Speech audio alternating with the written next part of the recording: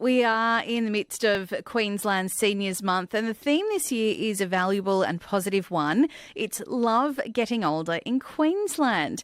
Oftentimes, discussion of mental wellness has a focus on teens or younger adults, but psychology consultant Dr. Jo Lucan says unlocking wellbeing in our senior years is just as important. I spoke with Dr. Jo about what the PERMA model means. Positive psychology, if I start there, is a change in the field of psychology that came about 30 years ago, which was this understanding that we needed to also pay attention to what goes well in life. So there's so much good about living and achievement and happiness and all of those kinds of things. And so psychology hadn't spent a lot of time in that space or with that focus.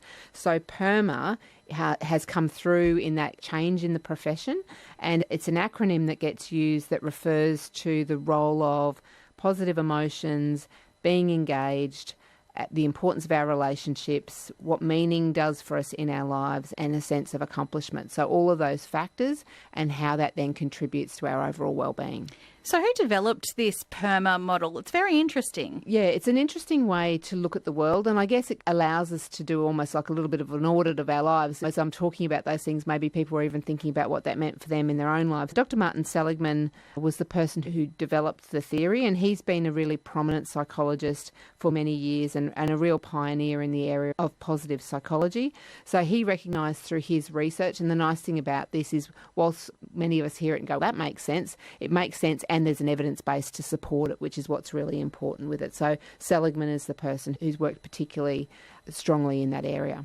We are in the midst of Seniors Month, and often when we talk about some of these things, it's more of a focus on young people, children, or even young adults, perhaps. But how can seniors cultivate more positive emotions in their daily lives? We know it's important for us right across our lifespan, but I would say, I feel like I want to say particularly so in senior years. And we know that when it comes to something like our positive emotions, and I guess what we're really talking about there is the emotions that make us feel good is essentially what we're talking about there. Some of the practices that we see, but maybe people might like to keep notes or diaries or journals.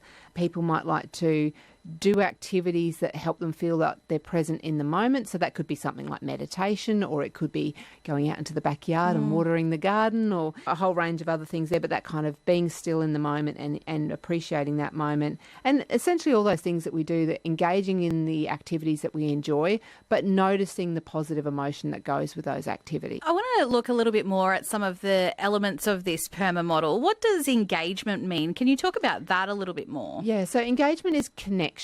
And some people go, oh, so connection with other people. So yes, but actually connection with an activity. So if you've got something that you like to do, and it could be a hobby or a skill or volunteering, it's that, I guess I think of it, it's like absorption. How absorbed are we in the activity? How able are we simply to do that activity and not get too distracted by the rest of life that might be going on as well? So I think we know for all people, but particularly in our older years, having activities that absorb us and consume us and we feel engaged and connected with it are incredibly important. So if we can all find something that we do that ticks that box for us, and it's very helpful. It's the stop and smell the roses. Absolutely, and appreciating the moment and whatever that activity might be. And the nice thing is if we pick up a hobby, it's something we can return to, because we know that sitting and doing some artwork or doing some physical activity or whatever it might be, volunteer work, we know that those things bring out that positive emotion with it as well.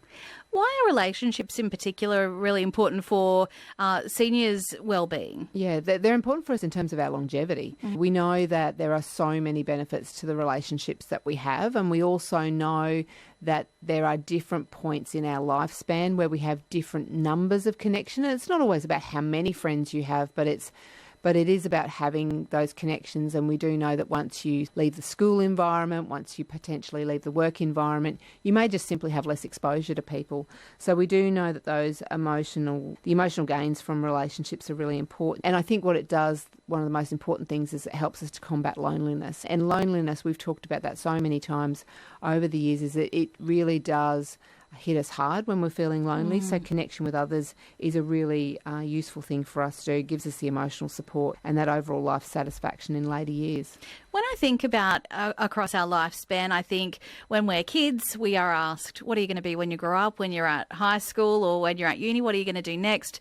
When are you going to get married? When are you going to have kids? There's all of these things looking ahead. Probably later as we progress in life, those questions change or maybe stop. But how can seniors find and maintain that sense of meaning in their lives when perhaps some of those future questions aren't asked as frequently? It's interesting, and I really appreciate that observation that you make, is that the question it's the lifespan questions, isn't it? Yeah. The expectations The that milestones, we have yeah. as to what people may or may not do. And we know that meaning comes from understanding why we do what we do, what our sense of purpose is and so forth. And I guess, sadly, if those questions aren't being asked, we know that when we put energy into others, not only does that other person get the benefit of that, but it feels good to do it. There might be something where you can potentially do some mentoring, particularly if it's younger people, and sharing your wisdom. Pursuing those lifelong passions becomes really important. And also, if you are in a position, and I don't want to make an assumption here, but if you're in a position where you have a bit more time on your hands, then maybe there's other things that you can give back in terms of volunteering or community activities that not only do you get to participate in the activity, they get the benefit of your help, but it feels good to be involved and to be needed and to contribute to that. Psychology consultant Dr. Jo Lukens sharing there more about the PERMA model and how it can benefit the wellbeing for Queensland's seniors.